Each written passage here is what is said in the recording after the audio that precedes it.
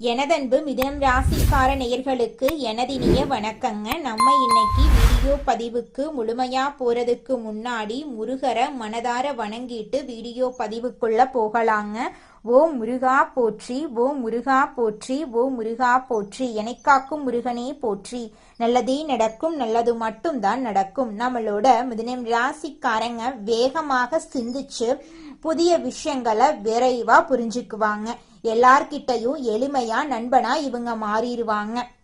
இவங்களை பொறுத்த வரைக்கும் தான் மட்டும் நல்லா இருக்கணும் அப்படிங்கிற சுயநலமெல்லாம் கிடையாதுங்க. தன்னை சுத்தி இருக்கக்கூடிய எல்லோருமே நல்லா இருக்கணும் அப்படிங்கிற பொது நல குணத்தோட இவங்க வாழ்ந்துகிட்டு இருக்காங்க. எப்போதும் இவங்க சுறுசுறுப்பாகவும் உற்சாகத்தோட இருப்பாங்க. அடுத்தவங்க செய்ய முடியாதுன்னு ஒதுக்கி வச்ச காரியத்தை கூட அழகா திட்டம் தீட்டி முயற்சி பண்ணி அந்த காரியத்துல வெற்றி அடையக்கூடியவங்களா இவங்க வாழ்ந்துகிட்டு இருக்காங்க. இந்த வீடியோ பதிவு முழுமையாக நம்மளோட மிதுன ராசிக்காரர்களுக்கானதுங்க.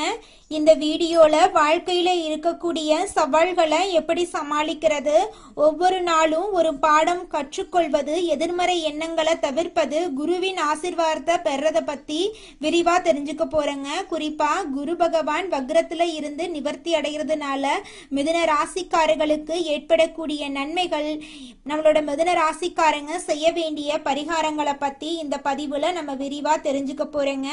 இந்த வீடியோல வாழ்க்கையில உள்ள சின்ன சின்ன சிக்கல்களை எப்படி சமாளிக்கிறது அப்படிங்கறத பத்தி தெரிஞ்சுக்க போறோம். யாராவது ஒருவர் நமக்கு வழிகாட்டினா நாம சீக்கிரமா வாழ்க்கையில முன்னேற முடியும். உலக பணக்காரர்கள் வரிசையில இருக்கிறவங்க யாரோ ஒருவரால வழி நடத்தப்பட்டவங்க தாங்க. ஒவ்வொரு நாளும் நாம ஒரு பாடம் கற்றுக்கொள்றோம். அந்த நாளை நிம்மதியாக கடக்க நாம பாடம் கற்றுக்கொள்ள தயாராக இருக்கணுங்க. ஒவ்வொரு நாளும் ஆண்டவன் நமக்கு ஒரு பாடத்தை கற்றுக் கொடுக்கிறாரு. ஒவ்வொரு நாளும் நாம ஏதாவது ஒரு பாடத்தை கற்றுக்கொண்டு போகிறோம் என்ற நம்பிக்கையோட நாம எந்திரிக்கணுங்க. எந்த பாடத்தை எடுக்க போறோம் அப்படின்னு பிரபஞ்சத்தை பார்த்து கேள்வி கேட்டுட்டு எந்திரிச்சா அந்த நாளை நிம்மதியாக நம்மளால கடக்க முடியுங்க. நாம கத்துக்கிட்ட பாடத்தை மறுநாள் நமக்கு வழிகாட்டுதலா இருக்கும். மரணத்தை பத்தி தெரிஞ்சுக்கிட்டா நிம்மதியா இருக்க முடியாது. ஆனா ஒரு இலக்கு கிடைச்சா நம்பிக்கையோட இருக்கலாம். எதிர்மறையான வார்த்தைகள் வரும் இடத்தை விட்டு நீங்க ஒதுங்கி வந்துருங்க. இந்த உலகம் ஒரு சவால்.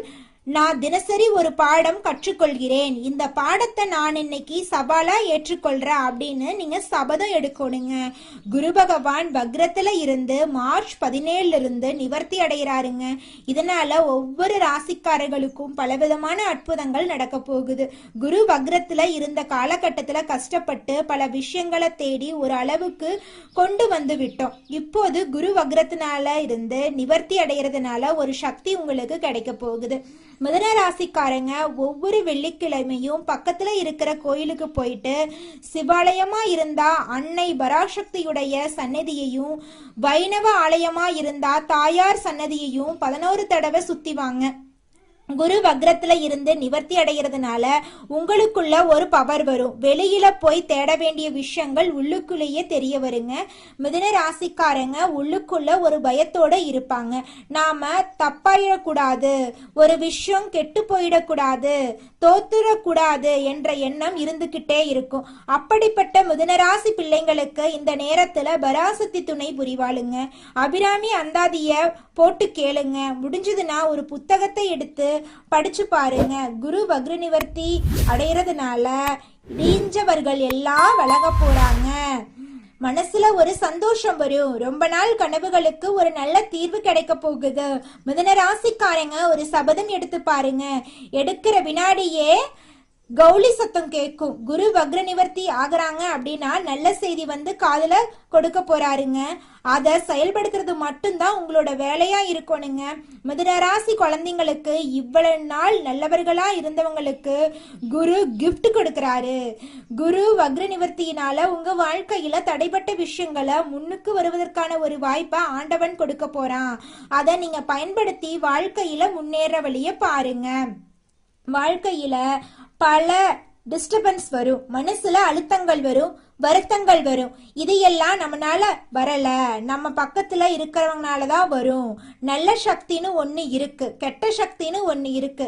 கெட்ட சக்தியை பத்தி நாம நினைக்க வேண்டாங்க, நல்ல சக்தியை பத்தி நாம நினைப்போம். வாயிலிருந்து வரக்கூடிய வார்த்தைகளை விட மனசுல நினைக்கிற எண்ணங்களுக்கு பலம் அதிகமாயிருக்கு. அந்த எண்ணத்தை அறிந்தவன் தான் இறைவன். எண்ணத்துல இப்போதைக்கு நல்ல விதைய போடுவோம். நிச்சயமா உங்களுடைய எண்ணம் படி உங்க வாழ்க்கையில நல்லதுதாங்க நடக்கும். கெட்டதென்ற பேச்சுக்கெல்லாம் துளி கூட இடம் கிடையாதுங்க.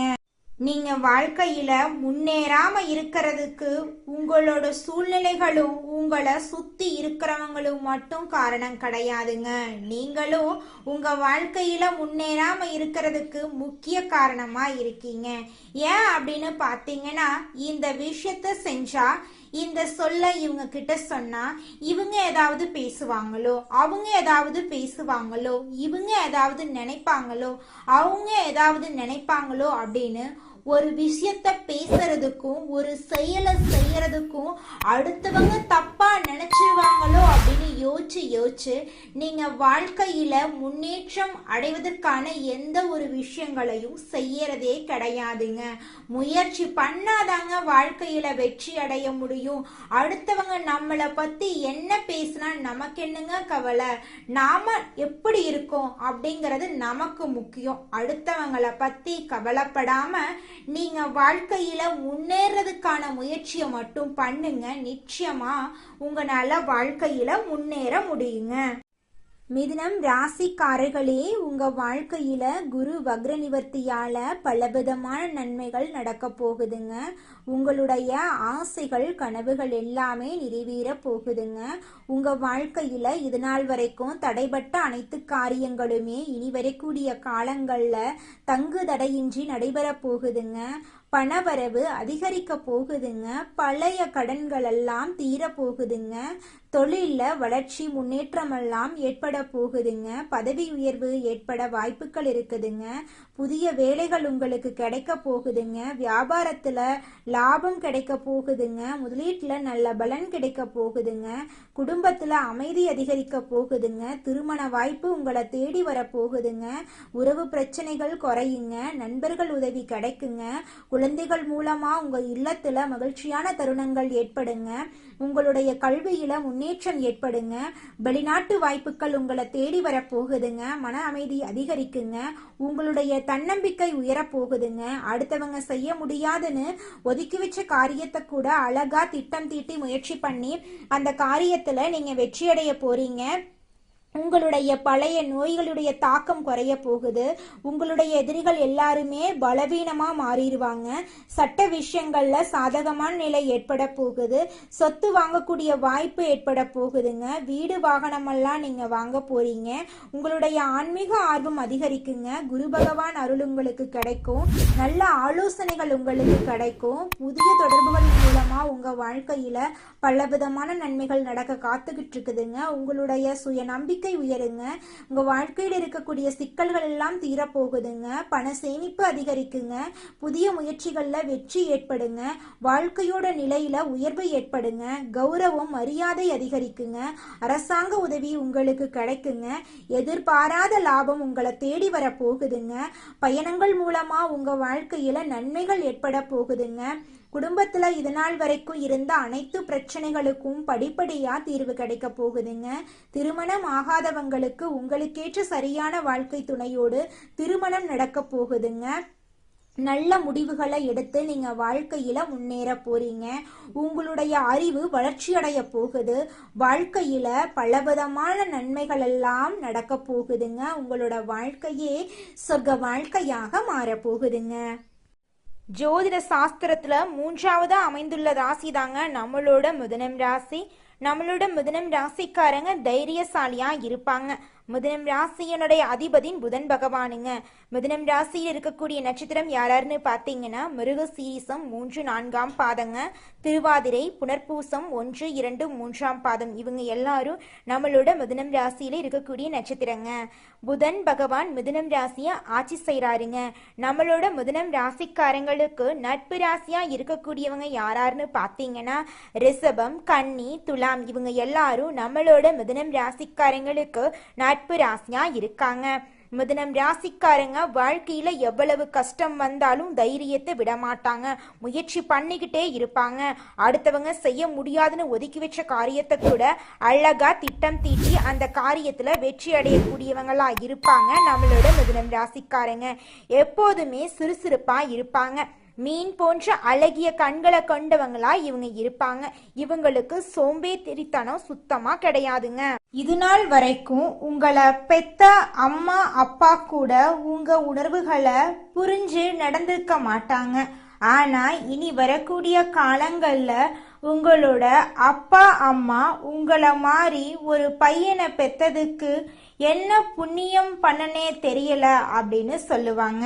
அந்த அளவுக்கு உங்க வாழ்க்கையில பல விதமான நன்மைகள் நடக்க போகுதுங்க. ஏங்கம்மா நீங்க வேற நல்லது நடக்குன்னு சொல்லி காமெடி பண்றீங்க. எங்க வாழ்க்கையில எங்கம்மா நல்லது நடக்குது? நாங்க வாழ்றதே பெரிய விஷயமா இருக்குது. நீங்க வேற ஏங்கம்மா அப்படின்னு நீங்க நினைக்கிறது எனக்கு புரியுதுங்க. வாழ்க்கையினா இன்ப துன்பங்கள் கலந்துதாங்க இருக்கும். என்ன உங்க வாழ்க்கையில இது நாள் வரைக்கும் துன்பம் மட்டும்தான் இருந்துச்சு. ஆனா இனி வரக்கூடிய காலங்கள்ல இன்பம் மட்டும்தான் இருக்க போகுது. உங்களோட வாழ்க்கையே அருமையான வாழ்க்கையாக மாறப்போகுது. இனி வரும் காலங்கள்ல உங்க வாழ்க்கையில இன்பம் அதிக அளவுல நடக்க போகுதுங்க. உங்கள் வாழ்க்கையில் மேலும் நல்லதெல்லாம் நடக்க நீங்கள் செய்யக்கூடிய பரிகாரம் என பார்த்தீங்கன்னா, உங்கள் வீட்டுக்கு பக்கத்தில் இருக்கக்கூடிய வயதான முதியவர்களுக்கு உங்களால் முடிந்த உதவிகளை செஞ்சுக்கிட்டு வாங்க.